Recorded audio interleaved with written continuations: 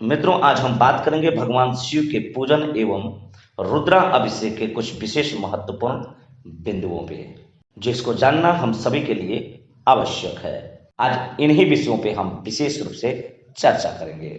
तो मित्रों, जुड़े रहिए हमारे साथ अंत तक। हमें आशा है कि आपको बहुत ही महत्वपूर्ण जानकारियां इससे प्राप्त होंगी।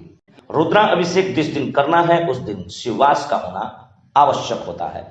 कभी भी जब भी शिववास हो आप रुद्रा अभिषेक कर सकते हैं, जबकि श्रावण मास के महीने में शिववास देखने की आवश्यकता नहीं होती है।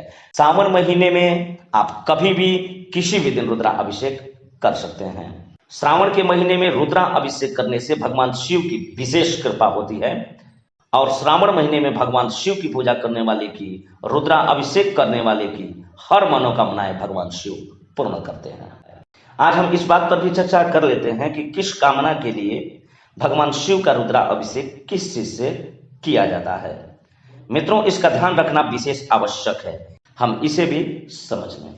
इस विषय में सर्वप्रथम हम बात करते हैं कुशा के जल से।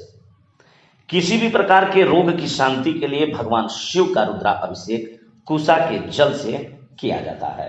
कुशा के जल से भगवान शिव का रुद्रा अभिषेक करने से रोग की शांति होती है, हमारा स्वास्थ्य उत्तम रहता है। किसी भी प्रकार का यदि रोग हो तो भगवान शिव का रुद्रा अभिषेक कुशा के जल से करें। घर एवं वाहन की प्राप्ति के लिए, पशुधन की प्राप्ति के लिए यदि आप इच्छुक हैं तो भगवान शिव का रुद्रा अभिषेक दही से करें। जिस समय वर्षा की कमी हो, वर्षा न हो रही हो, तो आप भगवान शिव का सामूहिक रुद्राभिषेक करें, वो भी जल से करें, तो भगवान शिव की कृपा होती है और हमारे क्षेत्र में वर्षा होती है।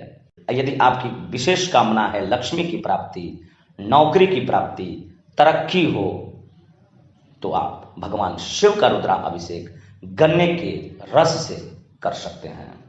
भगवान शिव का रुद्राभिषेक गन्ने के रस से करने से लक्ष्मी की प्राप्ति होती है, नौकरी में उन्नति होती है, भाग्योदय होता है। गन्ने के रस के अभाव में यदि आपको गन्ना का रस नहीं मिल पा रहा है तो आप गुड़ को जल में मिश्रित करके भगवान शिव का रुद्राभिषेक कर सकते हैं।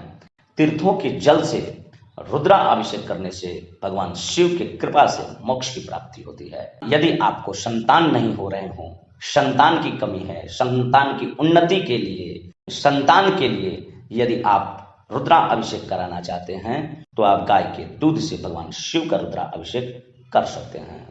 भगवान शिव का रुद्रा अभिषेक गाय के दूध से करने से संतान की प्राप्ति होती है। भगवान शिव का मधु से रुद्राभिषेक करने से धन धान्य और अचल संपत्ति की प्राप्ति होती है।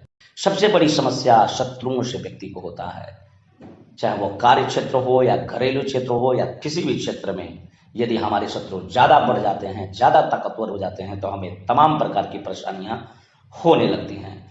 इस परेशानियों से निजात पाने के लिए, रक्षा के लिए आप कड़ू के तेल से भगवान शिव का रुद्रा अभिषेक कर सकते हैं। यदि आप शत्रुओं के दमन के लिए रुद्रा अभिषेक करना चाहते हैं तो आप कड़ू के तेल से भगवान शिव का रुद्रा अभिषेक करें। भगवान शिव की कृपा से आपके ये भी मनोरथ पूर्ण होंगे।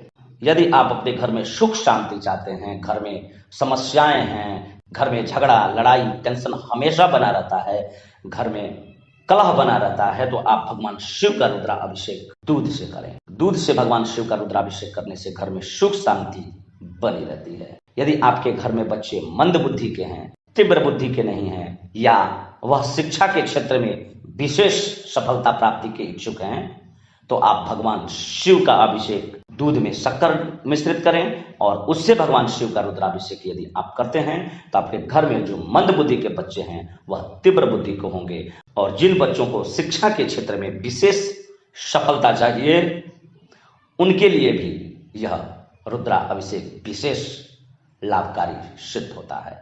सबसे बड़ी बात, संतान सुख। यदि आपको संतान सुख में कमी है, यदि आप योग्य और सुंदर संतान की इच्छा रखते हैं, लक्ष्मी प्राप्ति की इच्छा रखते हैं, तो भगवान शिव का रुद्रा अभिषेक शुद्ध गाय के घी से रुद्राभिषेक करें। इससे आपको संतान की प्राप्ति होगी और विशेष लक्ष्मी की प्राप्ति होती है। मधु से भगवान शिव का रुद्राभिषेक करने से व्यक्ति पाप मुक्त हो जाता है। मित्रों, ऊपर जो भी चीजें बताई गई हैं वह सब शास्त्रोक्त है, प्रामाणिक है।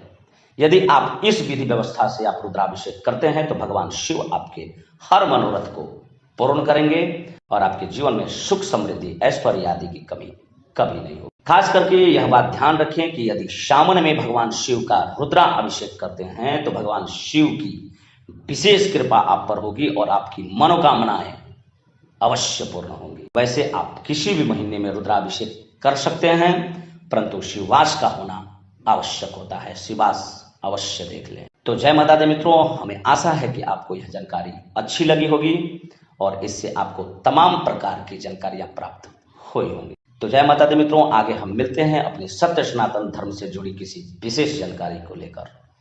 जय माता दी।